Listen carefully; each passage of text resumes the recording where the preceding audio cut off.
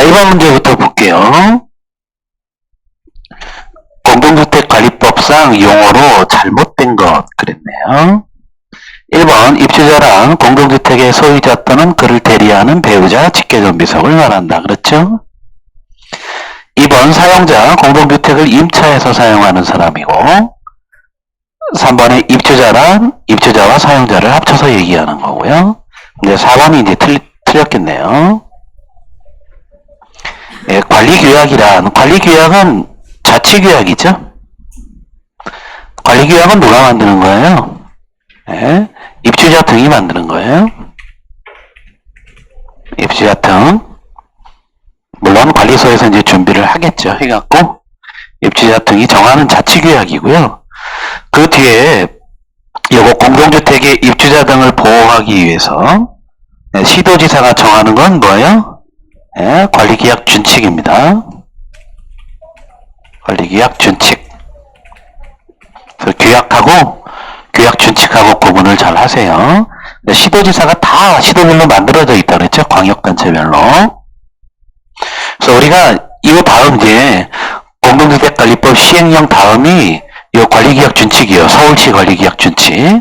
근데 법령에서 다른 내용이 대부분이고 그저 시험에 따로 거기에만 들어간 내용들은 나중에 그저 회계 다 끝나고 이제 다시 다룰 거예요. 자, 2번 자치관리인 경우 관리주체는 누구냐 이거죠? 관리주체 네, 관리사무소장이에요. 그래서 이 관리주체가 될 수 있는 거 자치관리면 관리주체가 관리사무소장이 관리주체고요. 예, 위탁관리면 주택관리업자겠죠. 그 다음 사업주체가 될 수 있다 그랬고 주택임대사업자하고 주택임대관리사업자. 3번 볼게요. 공동주택 관리주체가 될 수 없는 자네요.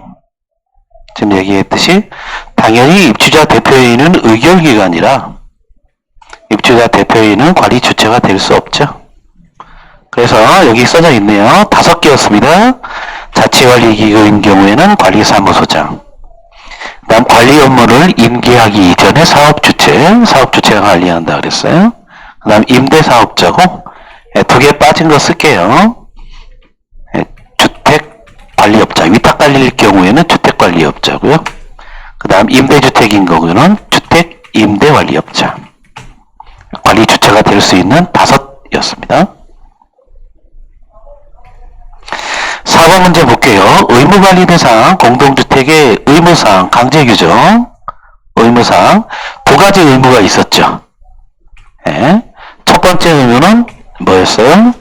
전문적으로 관리하는 자를 두는 거죠. 자를 두고 이게 첫 번째였죠. 의무관리 대상 공동주택 2가지 의무를 강제로 이행하셔야 되는데 전문적으로 관리하는 자를 두셔야 돼요. 그럼 자치관리기구는 주택관리사인 관리사무소장을 관리체로 두셔야 되고 그 다음 위탁관리기구는 주택관리업자겠죠. 2번째 뭐예요? 자치의결기구를 갖고 있어야죠. 자치의결기구 구성하시는 거 그게 입주자 대표회의죠. 근데 보기가 너무 별로 좋지 않네요. 노인의 분야에 이래갖고. 자, 공동체 활성화 단체 나중에 회계할 때 얘기하겠지만 공동주택에 있는 각종 커뮤니티나 동호회 이런 거 얘기하는 거예요. 물론 승인을 좀 그저 입주자 대표회의에서 10인 이상 구성된 단체를 인정을 하면 그게 인정이 돼요. 근데 뭐 중요한 얘기는 아니고 5번에 입주자 대표회의는 의결기관입니다. 최고 의결기관이죠. 공동주택의 관리사무소는 그 일을 하는 집행기관이에요. 그래서 4번 이거 시험에 자주 등장하는 겁니다. 6번 문제 볼게요. 공동주택 분류 올바른 것 다세대 주택은 주택으로 쓰는 한 개 동의 바닥 면적 합계가 다시 660제곱미터 다세대는 이하였죠. 그 다음 4계층 역시 이하였습니다. 이하.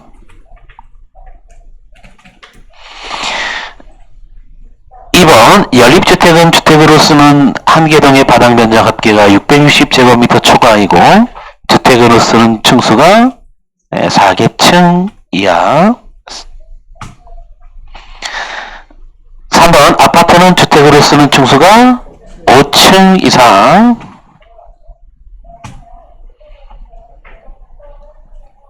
4번 건축법 허가에 따라 주택 외의 시설과 주택을 동일 건축물로 건축한 건축물도 즉 주상복합도 공동주택에 해당이 됩니다.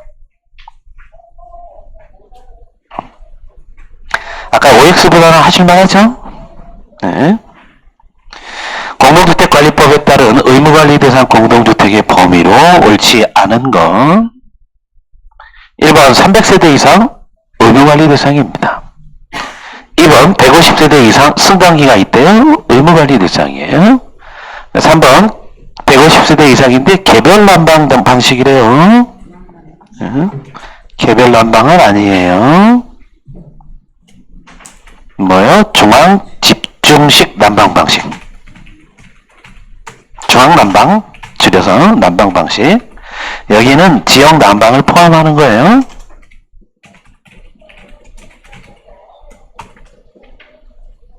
그래서 지방 난방공사에 지역 난방하는 아파트들 꽤 있죠. 예. 4번 주택의 시설과 주택을 동일 건축물로 건축한 건축물인데 150세대 이상이래요. 의무관리 대상입니다.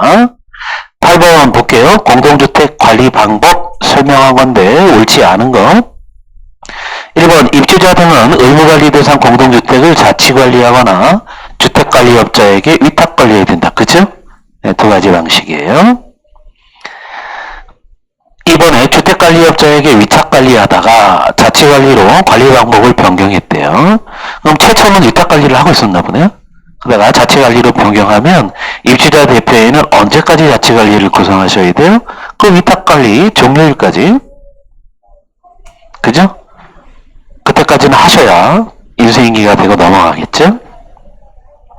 3번 주택관리업자 선정은 입주자 대표의 고유 권한이기 때문에 사업주체가 선정하는 경우는 없다. 틀렸죠. 이거 강조했습니다.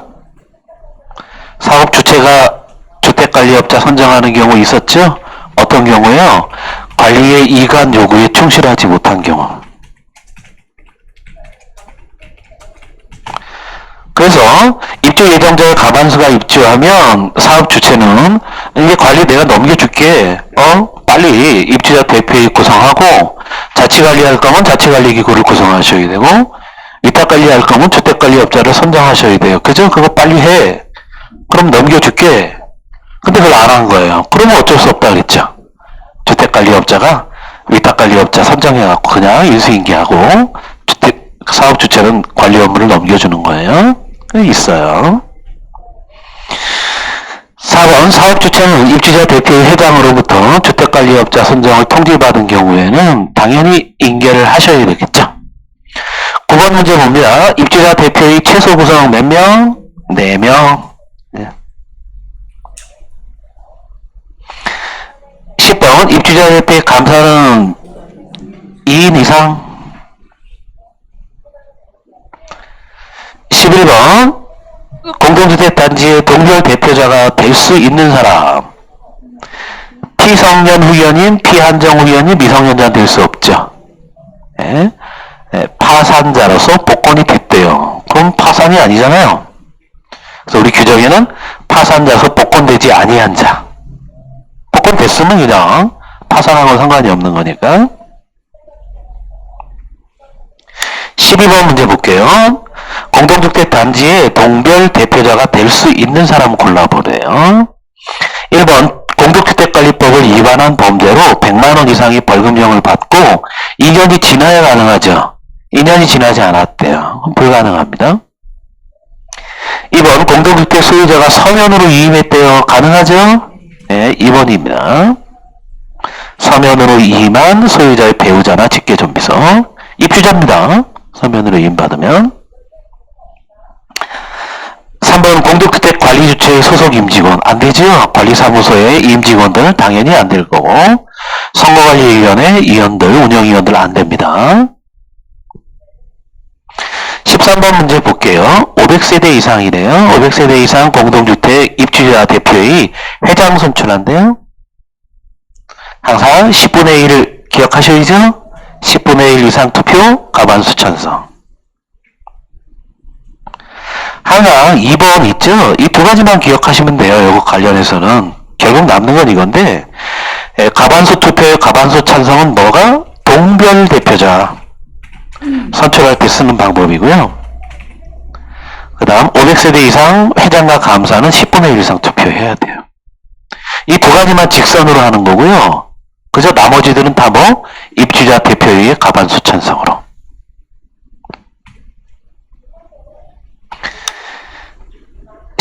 문제 500세대 미만이래요. 500세대 미만 고민할 거 없죠? 입주자 대표의 과반수 찬성. 이 두 가지만 기억하시고 나머지는 다 이거예요. 나머지 뭐 얘기하는지 아시죠? 500세대 이상의 이사, 500세대 미만 회장 감사 이사, 그 다음 500세대 이상 회장과 감사를 투표를 했는데 선출하지 못한 경우.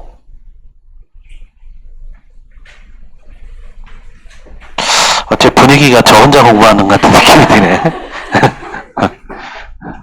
그쵸? 고개를 끄덕끄덕 하셔야 되는데.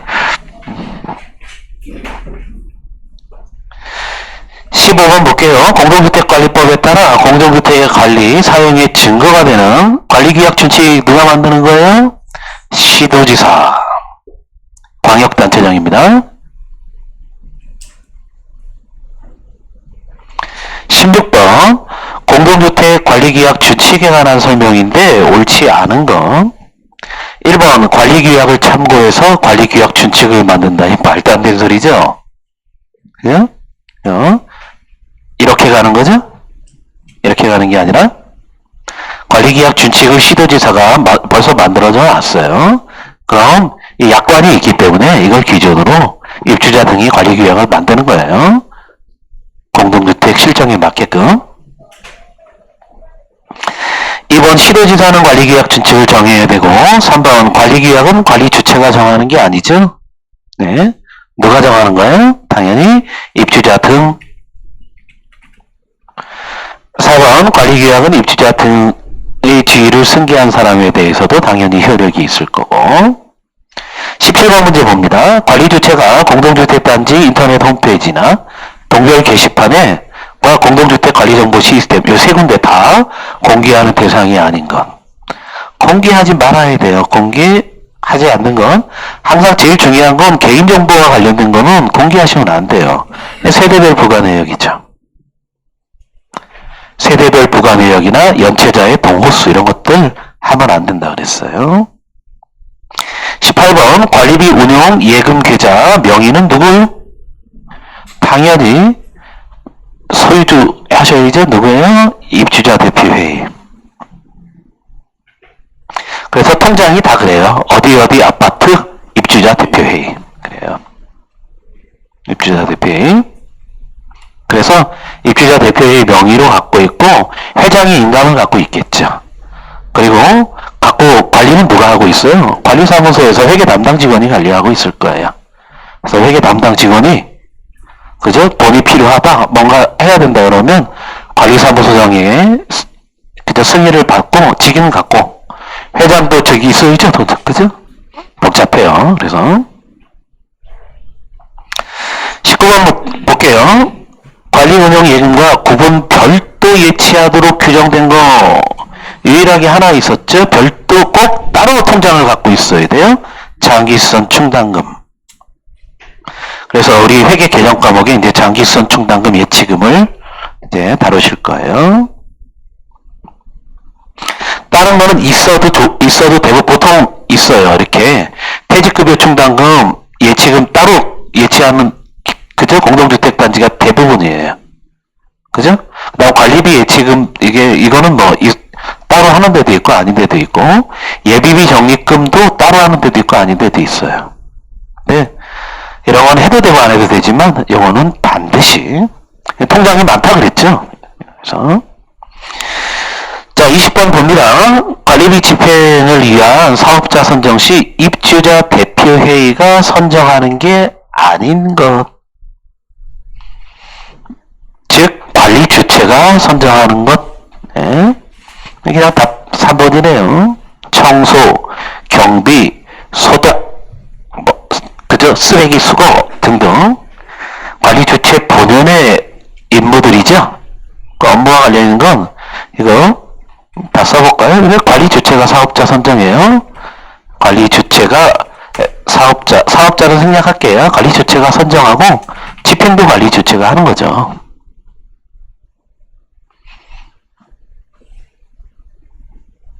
됐죠? 자, 1, 2번 중요했습니다. 이거 여기와 관련해서 구분하실 것 중에 1, 2번이 중요했죠. 이거 두 개. 누가? 입주자 대표회의가 사업자를 선정하고 집행도 입주자 대표회의가 집행하는 것들. 다 뭐와 관련된 거? 하자와 관련된 거는 다 입주자 회의, 대표회의의 소관이에요. 중간 단계는 이제 중요한 게 4번의 장기수선 충당금이죠. 장기수선 충당금 누가? 입주자 대표회의가 사업자를 선정해요. 입주자 대표회의가 선정하고 집행은 누가 해요? 관리 주체가 집행합니다. 그래서 이거 특이한 거죠. 이거 입주자 대표회의가 사업자를 선정하고 관리 주체가 집행하는 것 두 개였어요. 장기수선 충당금 사용하는 거하고 전기안전관리. 전기안전관리에 관한 용역 사업자 선정할 때. 21번 문제 볼게요. 관리 주체는 매 회계연도마다 사업 실적서하고 결산서를 작성해서 종료 후 몇 개월? 2개월. 그래서 계획서, 예산안, 계획과 예산안은 개시하기 전 1개월 전 11월까지 하셔야 된다 그랬어요. 다음 연도 거를. 그 다음 종료했어요. 그럼 종료하고 나서 2개월 안으로 실적 결산서, 그죠? 제출하셔야 됩니다. 22번 문제, 의무관리 대상 공동주택의 관리 주체는 외부 회계 감사인을 받을 때 매년이죠? 1년 또는 매년 몇 회 이상? 1회 이상. 1번이 답이네요.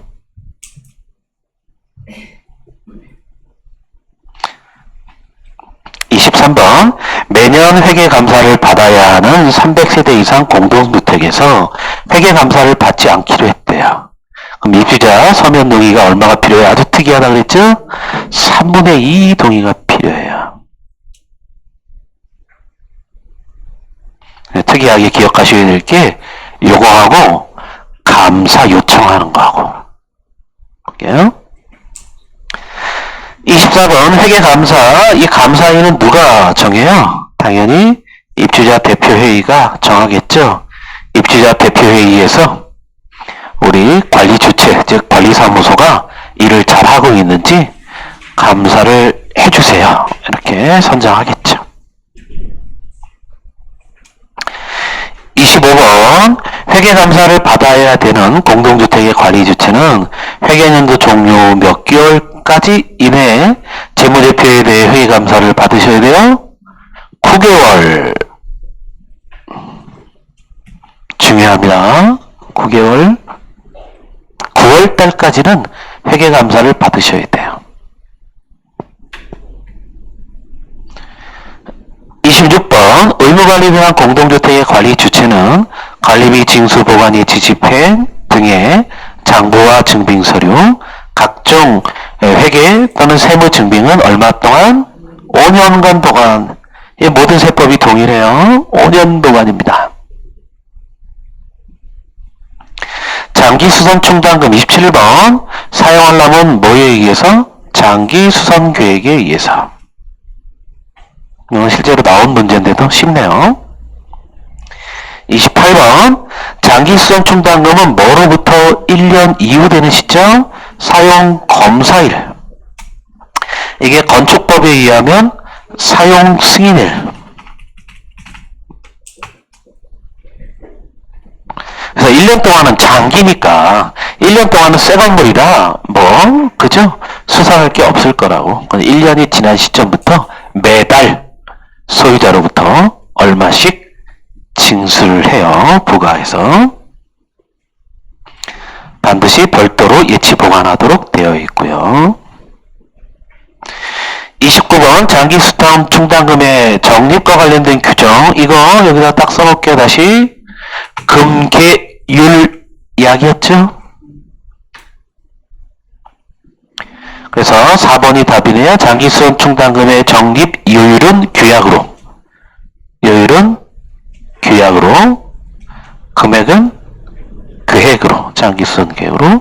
그래서 금계율약.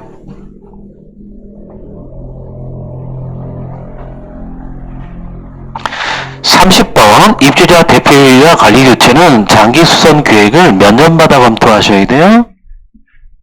3년마다 검토. 필요한 경우에는 조정하셔야 됩니다.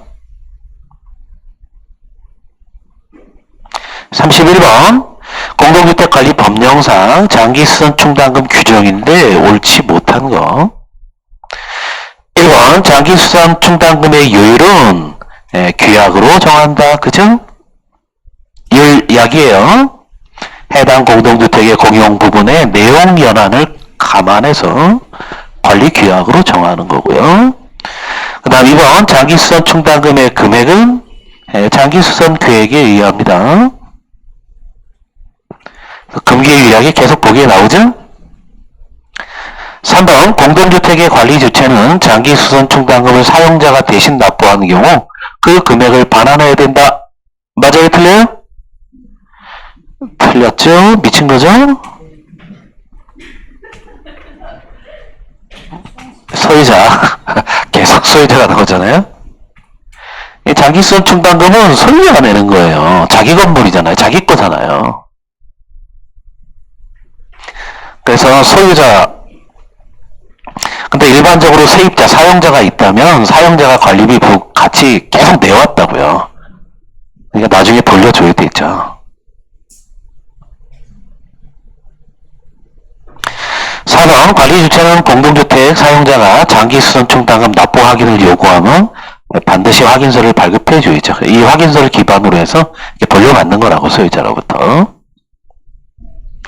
32번 공동주택 관리주체 업무 해당하지 않는 것. 공동주택 공용부분 유지보수 관리, 당연히 관리주체가 해야죠. 2번에 경비, 소독, 청소, 쓰레기 수거 당연히 해야 되고, 이거죠. 입주자 상호 간의 이해가 상반되는 거 관리주체가 누구의 편을 들 수가 없어요. 그죠? 괜히 가서 끼어들었다가 새우등 터진다고. 이거 누가 이렇게 입주자 상호 간에 조정하는 거 일단 지자체 요구할 수도 있고요. 이거 조정을 하라고 위원회가 있어요. 여기 써드릴까요? 공동주택 분쟁조정위원회. 이게 그죠? 지자체별로도 있고 중앙에도 있어요. 공동주택 분쟁조정위원회가. 그래서 공동주택 내에서 입주자 상호 간에 아니면 입주자와 대표회의 간에 관리주체 간에 이 공동주택 내에 일어나는 분쟁이 있죠? 이 조정하는 위원회가 따로 있어요. 그러니까 그런 데서 조정하는 거구나. 4번에 관리비 사용료 징수와 공과금 납부대. 33번 가죠. 공동주택의 입주자 등은 전체 입주자 등의 이거 특이한 거라 그랬어요. 감사 요청 10분의 3. 그래서 지방자치단체장에게 우리 좀 애들이 이상한 것 같아요. 입주자 대표회의나 선거관리위원회 뭐 아니면 관리사무소 관리주체들 얘들이 좀 이상한 것 같아요. 그럼 감사 요청할 수 있다 그랬죠? 10분의 3입니다. 특이한 게 이거하고 아까 3분의 2하고 그래요. 좀 특이해요. 그리고 나머지 다 기억이 안 난다. 그러면 과반수라고 생각하시면 거의 돼요.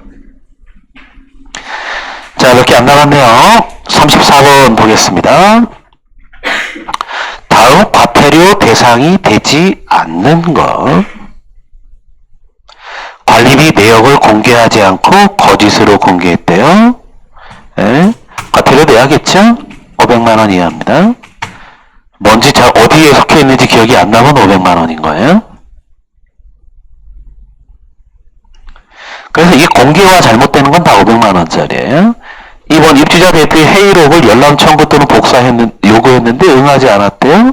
당연히 500만원 이하겠죠? 3번 회계 감사 결과를 보고 공개하지 않았대요? 500만원 이하예요? 아까 1년 이하의 징역, 그죠? 그 다음 1000만원 이하 과태료 하는 건 회계 감사와 관련해서 뭐? 받지 않거나, 부당하게 받거나, 받지 못하게 부정행위를 했거나, 이런 경우가 그런 거예요.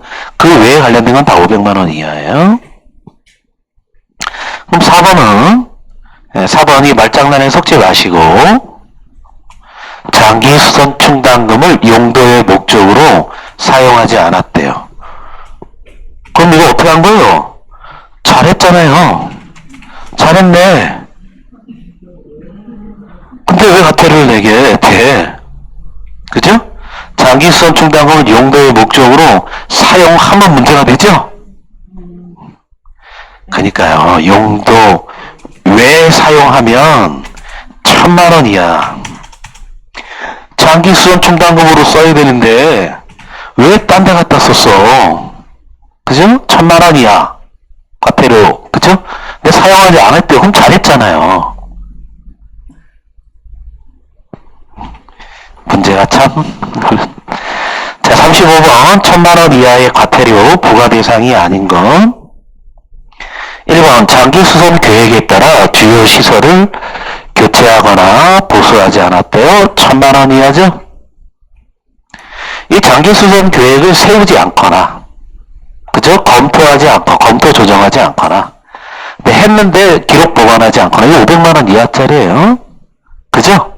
근데 장기수선 계획이 있음에도 불구하고 보수하지 않아서 이 1000만원 이하입니다. 그 다음 하자로 보수 판정을 받았는데 보수하지 않았대요. 1000만원 이하죠? 네, 3번이 답이네요. 2000만원짜리가 딱 등장하네요. 하자 보수 보증금을 딴 데 갖다 썼대요. 그러면 얘가 과태료 중에 가장 컸죠? 2000만원 이하.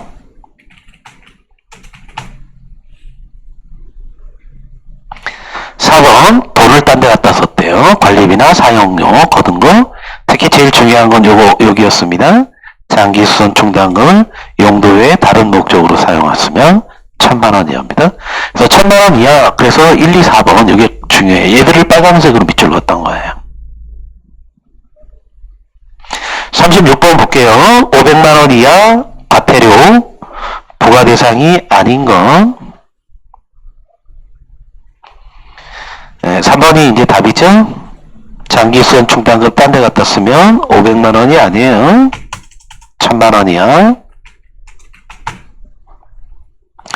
그래서 관리 방법 결정이나 변경 신고를 하지 않았다. 잘 모르는 건 500만원짜리입니다.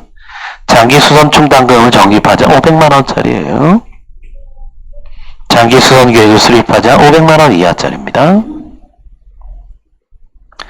37번 문제 의무적 회계감사 대상. 의무적 회계감사 대상은 의무관리 대상 공동주택입니다. 그래서 이 문제는 의무관리 대상 공동주택이 아닌 것하고 똑같아요. 330세대, 300세 이상 의무관리죠.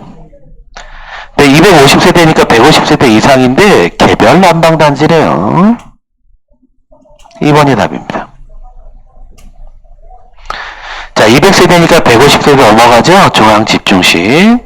승강기가 있어 150세대 이상이면 의무관리 대상이고, 의무관리 대상은 회계감사를 매년 1회 이상 하셔야 돼요. 38번 선거, 입주자 대표의 선거. 우리 기본적으로 민주주의의 투표 원칙이죠. 보통 투명 선거는 뭔가요? 예. 직접 선거겠죠. 직접 비밀 평등 선거.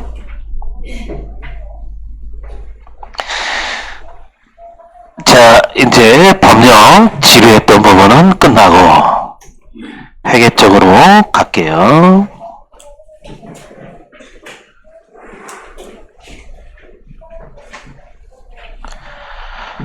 회계 쪽으로 이제 교재가 14페이지부터 할 건데요. 예.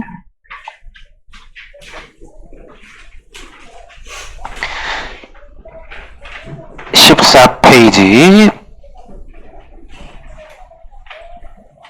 하기 전에 프린트물 나눠 드릴게요.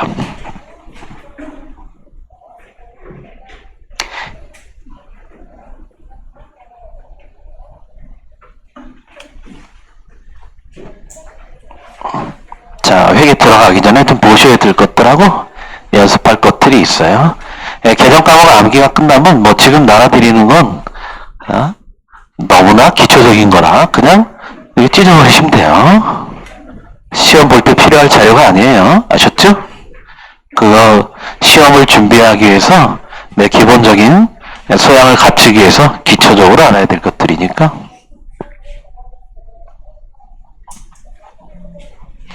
원래 이제 시간이 많으면 일반회계 관련해서 그 프린트물이 50장이에요. 50장. 그죠? 근데 그거를 우리 시간도 없고 일반회계 부분을 뺀 거니까 좀 새로 구성을 했어요. 제가.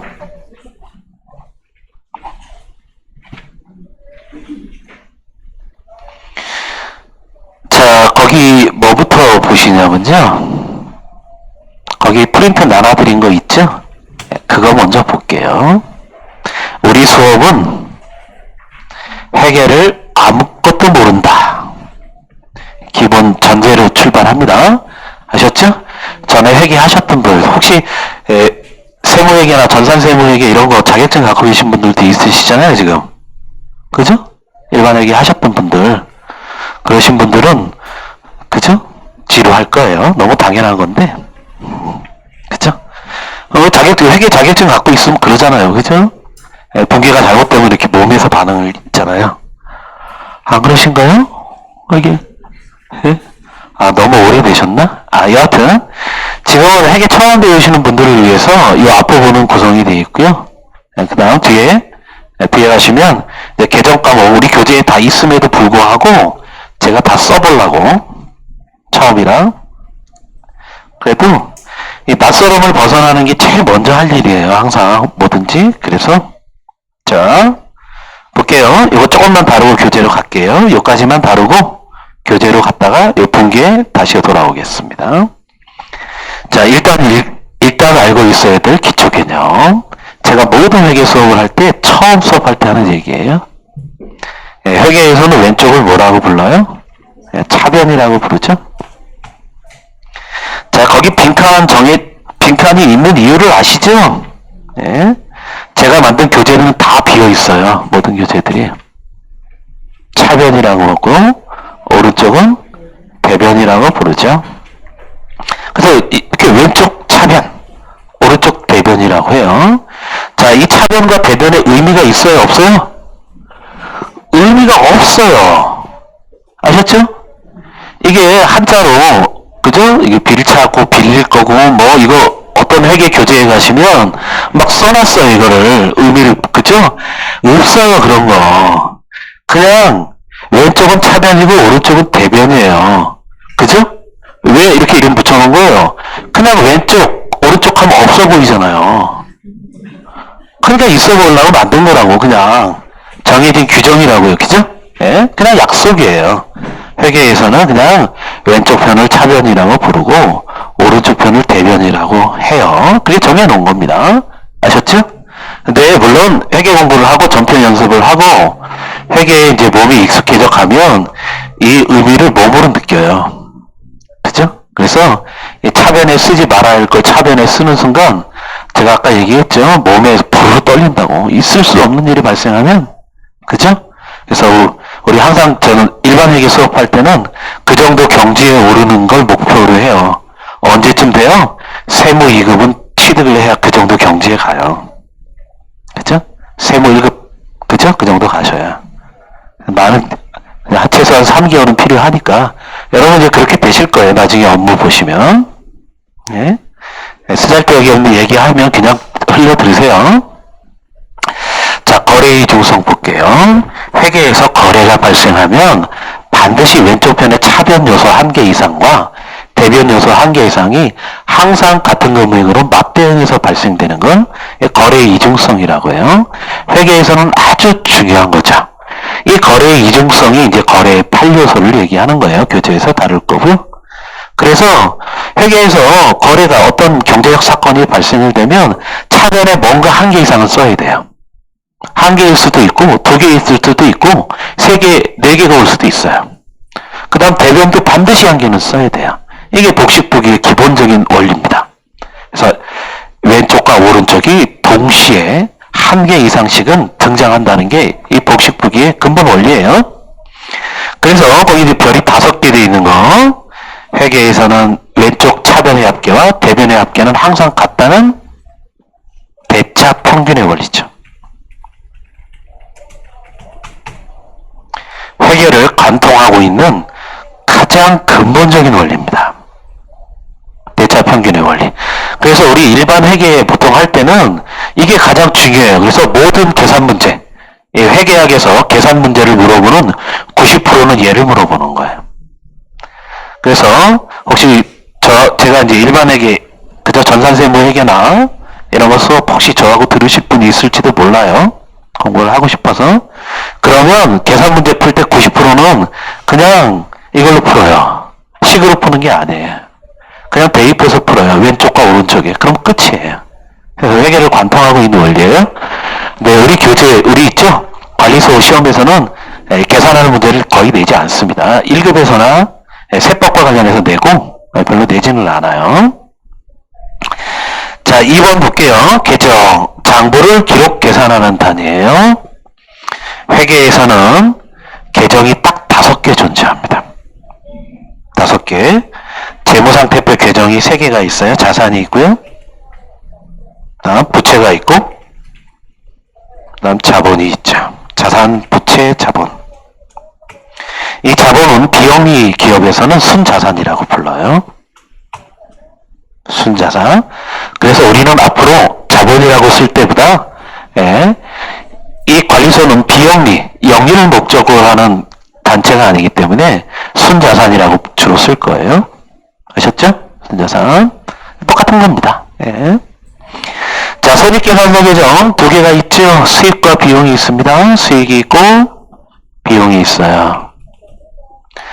자, 이 손익계산서 비영리 기업에서는 아까 얘기했듯이 똑같은 거였죠. 운영성과표라고 부릅니다. 그래서 우리는 손익계산서라고 부를 때도 있지만 비영리를 주된 목적으로 하는 관리소에서는 운영성과표라고 불러요. 주되게. 비영리 기업들은 다 그래요. 네. 되셨죠? 자, 이거 회계 그래도 이해의 폭을 좀 넓히기 위해서 잠깐 얘기해보면, 이 회계학이 태동한 게, 그저 우리 교재 1600년대, 이탈리아 어떻고, 우리나라는 고려시대 태동했다, 이런 얘기를 해요. 그저 회계를 학으로 공부하시는 분들은 그렇게 주장을 한다고. 네, 이 회계는 언제, 그저 회계는 학이 아니죠. 그죠? 영어로 하면, 카운팅, 그저 팅이잖아요. 팅, 기술이라고 원래. 개나 대기 했어요. 그래서 회계가 태동한 건 언제 태동한 거예요? 자본주의가 태동하면서 발생된 거예요. 자본주의가. 그죠? 태동하면서 발생했는데 그 얘기를 하고 싶은 게 아니라 회계가 처음 태동했을 때는 계정이 딱 3개밖에 없었어요. 뭐만 당연히 있었겠어요? 자산, 부채, 자본밖에 없었어요. 그죠? 얘들이 왜 그러냐면 얘들이 실질 계정이라 그래요. 실질 계정. 실제로 존재하는 애들. 자산, 부채, 자본. 자, 자산 볼게요. 자산. 관리소에 집기 비품이 있어요. 그죠? 그럼 집기 비품 올해 끝났어요. 결산하고 나면 집기 비품 갖다 버려요? 아니죠. 실제로 존재하죠. 그럼 어떻게 해요? 그 다음 년도로 이월시킨다고. 부채 있어요? 내가 어디 빚이 있어요. 빚이 있으면 결산하고 나면 끝나요? 아니죠. 그 다음 년으로 이어간다고. 이 실질적으로 존재하는 것들이에요. 그래서 얘들은, 실질 계정들은 항상 결산 마감하는 방식을 차기 이월하면서 끝낸다고. 차기 이월. 회계의 기본적인 얘기를 좀 하고 위해서 좀 부차적으로 설명을 드릴게요. 그러니까 자산, 부채, 자본은 항상 결산해서 마감하면 차기로 이월시키고요. 그 다음 연도 1월 1일자에서 전기 2월 받아갖고 기초 금액을 갖고 출발한다고요.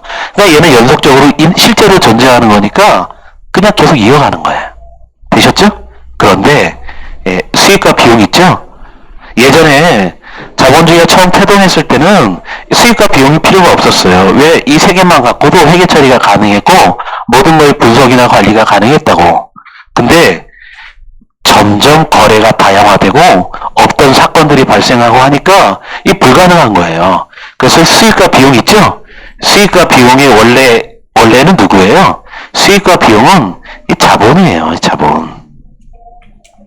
이 자본이 원래 수익과 비용이라고 이렇게. 근데 워낙 거래가 다양하다 보니까 이 자본을 늘리는, 증가시키는 요인이 계속 많아지는 거예요. 그래서 그 이름을 수익이라고 이름을 정한 거고, 자본을 줄이는 요소가 너무 많이 생기는 거예요. 그래서 걔 이름을 비용이라고 지은 거예요. 그래서 손익계산서라는 게 그 다음 태동을 한 거예요. 아셨죠? 그래서 얘들은 실제로 존재하는 게 아니에요. 얘를 1년 동안 잠시 이름을 빌려서 쓰는 거예요, 얘한테. 그러니까 이 수익과 비용은 실제로 존재하는 건 아니기 때문에 얘들은 마감할 때 어떻게 해요? 얘들은 명목 계정이라 1년만 존재해요. 그래서 얘들은 어떤 방식으로 해요? 집합 손익 계정에 대체하면서 마감을 해요. 여기 쓸게요. 이 자산부채 자본 재무상태표 계좌는 차기 2월 하면서 마감을 하고요. 그 전년도의 금액을 도로 이어받아요. 근데 이 손익 계정에 대체하면서 마감한다는 얘기는 이 수익과 비용은 그 해의 생을 마감지고 종료한다는 거예요. 그 다음 연도부터는 출발을 뭘로 해요? 0부터 출발합니다. 그래서 손익계정에서 대체하면서 뭐가 손익계산서에서 계산이 돼요? 당기순이익이 계산이 된다고. 어이구. 당기순이익이 계산이 돼요. 그러면 결산 때 제일 마지막으로 하는 일이 중에 하나죠. 이 당기순이익이 계산이 됐잖아요. 손익계산서에서. 계산이 되면 어디로 옮겨요? 자본 쪽으로 옮겨요. 이렇게. 최종적으로 너 원래 자리로 찾아가. 그리고 자본으로 이렇게 옮긴다고. 이 자본으로 옮기는 게 이게 이익잉여금이라고 하는 거예요. 이익잉여금. 그러니까 자본 쪽에다가 플러스 해갖고 너 1년 동안 수익과 비용 고생했어. 결론을 냈더니 당기순이익 벌어들인 게 얼마네? 그래갖고 이거 자본으로 옮겨요. 옮길 때 이익잉여금이라는 개념 과목을 쓰고요. 자본 쪽이 합쳐지면 얘들은 일을 다 했죠? 그럼 그의 생을 마감하고 그 다음 연도부터는 시작을 0부터 출발해요. 그래서 열심히 벌어들이고 이 벌기 위해서 열심히 쓰고 이러는 거라고. 이 차이를 아시겠죠? 네. 이 근본적인 차이 때문에 이 마감하는 방식이 틀려요. 이거를 좀 기억을 해두시고, 이 개념을 이해하는 게 결산을 이해하시는 중요한 건데 우리 관리소에서는 조금 결산이 매월 결산하기 때문에 큰 의미는 사실 없기는 해요. 되셨나요? 이거 이해하셨죠? 여기까지? 그 다음 계정의 기입 방법. 자, 여기까지 설명을 하고 쉬는 시간을 갖도록 할게요. 자, 계정의 기입 방법. 이게 뒤에서 우리 교재에서 살펴볼 거래 판료소에 관련되어 있는 겁니다. 거래 판료소. 자, 재무상태표 계정 3개 있죠? 이 자산은 차변 계정이라고 해요. 차변. 자, 차변 계정이라고 하는 의미는 두 가지 의미를 갖고 있어요. 첫 번째 의미는 이 자산이 증가하면 어느 쪽에? 왼쪽인 차변에 적겠다. 증가하면. 반대로 자산이 줄어들었다. 그럼 반대편인 대변에 쓰겠다는 의미를 갖고 있어요. 이게 첫 번째 의미예요. 그 다음 두 번째 의미는 자산이 차변 계정이라는 두 번째 의미는 자산의 잔액은 항상 어디에 남아요? 차변에 남습니다. 이게 자산이 차변 계정이라는 의미예요. 그래서 자, 부채와 자본은 대변 계정이에요. 얘들은 부채와 자본은 대변 계정이라, 자, 부채와 자본이 대변 계정이라는 의미는 부채와 자본이 증가하면 어디다 적어요? 대변에다 적고, 감소하면 반대편인 차변에 적겠다는 의미를 갖고 있는 거고요. 부채와 자본의 잔액은 항상 어디 남아요? 대변에 남습니다. 되셨죠? 그래서 항상 대차평균의 원리에 따라 얘는 항상 같아요. 그죠? 자산. 그 왼쪽의 자산의 합계와 오른쪽에 부채 자본의 합계는 항상 같습니다. 대차 평균의 원리에 따라. 무조건이에요. 회계를 관통하고 있는. 그죠?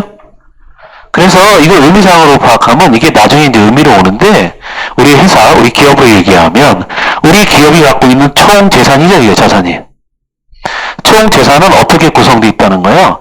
남한테 돈을 빌려서 샀거나, 아니면 내 돈 주고 샀거나, 이런 의미예요. 이 재무상태표가. 아셨죠?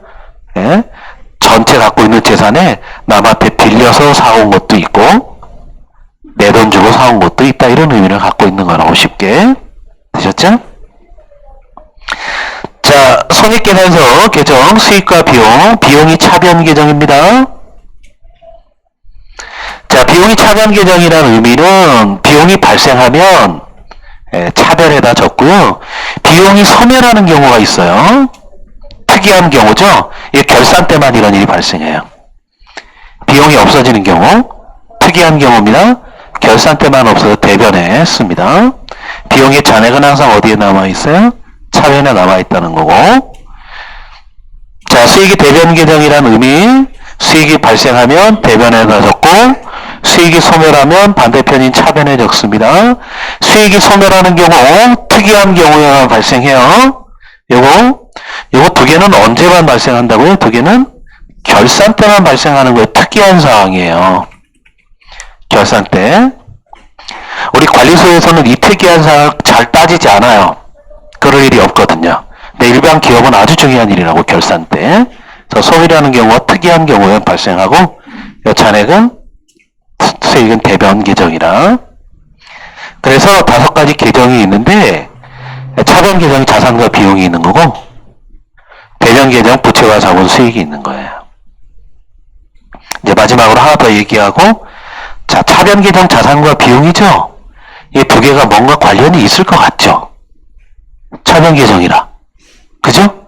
아주 밀접한 관련이 있습니다. 예. 결론적으로, 이건 뭐, 아실 필요는 없지만, 그죠? 자산하고 비용이 구체적인 관계는 뭐야? 그러면, 자산의 미래가 비용이에요.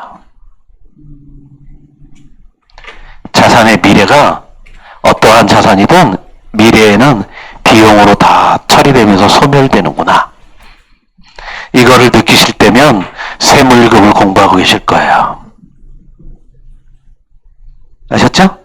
자산하고 비용은 같은 거예요. 시기적으로 차이만 있을 뿐이지. 그죠? 그러니까 유형자산 같은 것들은 나중에 다 어떻게 없어져요? 감가상각을 통해서 없어져요. 아니면 처분가액으로 처리되면서 없어지든가. 자산은 그래요. 근데 이거는 분홍색으로 써놨죠? 그냥 쓸데없는 소리니까 기억 안 하셔도 된다는 거예요. 자, 그럼, 이렇게 쓸데없는 얘기 너무 많이 한다. 쉬는 얘기, 시간 갖고 뒤에 이어가겠습니다.